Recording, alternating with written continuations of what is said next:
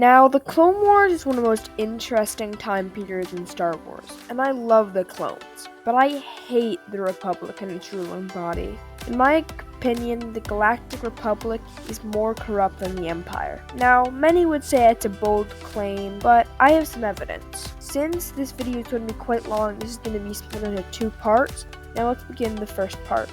Throughout the original trilogy, we see that the Empire has caused a lot of injustice throughout the galaxy. But if you look at what the Republic has done, it's pretty much the exact same.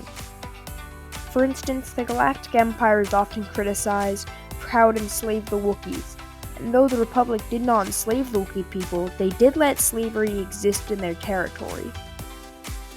Some might say this is different, as letting something happen is not as bad as doing it yourself, but I disagree. If you let something happen that is wrong, you are a part of the problem. Take Anakin, for instance. He was just a slave in the Republic until the Jedi came to save him from slavery, but they just left his mom and every other slave behind and never came back to end it.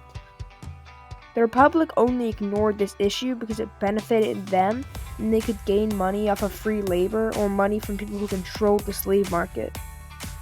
The Republic's senators have also been known to ignore what the people want so they can live their ideal lifestyle. For example, Orn Free Taa, an overweight Twi'lek senator who practically lived on Coruscant and was hated by his people as he had no regard for them. I don't just hate the Republic Senate because they're corrupt, but also how they've treated the Separatists. The only thing that the Separatists wanted was to be free of the Galactic Republic, but it was the way the Republic responded that caused Palpatine to be able to convince the Separatists that the Republic would never let them leave it.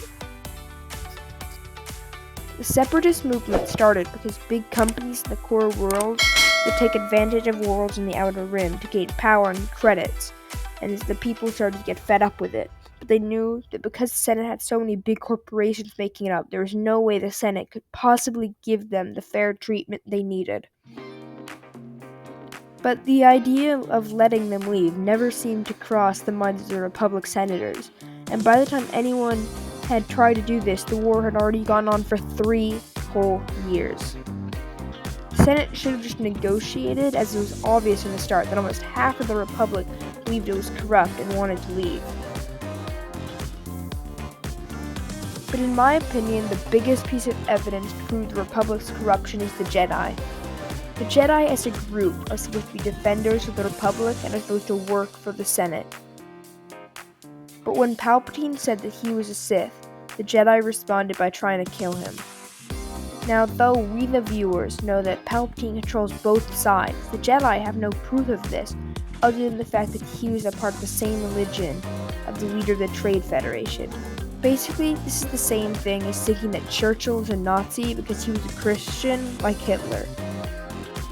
The Jedi should have done is report the incident to the Senate, who could have put him on trial for his crimes, and then he could have been found guilty and put to death. But they did not, and that means that the Jedi did in fact commit treason, and therefore it is completely legal for Palpatine to order the murder of the Jedi, as long as no one finds out that he was planning this from the start.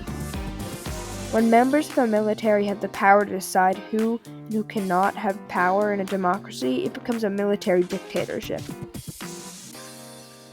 In many ways, the Republican Empire is just as corrupt as the US government, and while Star Wars feels so different from the real world, when you think about it in the terms of the real governments, you start to realize that the so-called good guys might not have been the actual good guys. Alright, thanks for watching part 1 of this Star Wars video, and stay tuned for part 2, it should be coming out in a week. But if you like this video, please consider subscribing to the channel, and with that, peace out.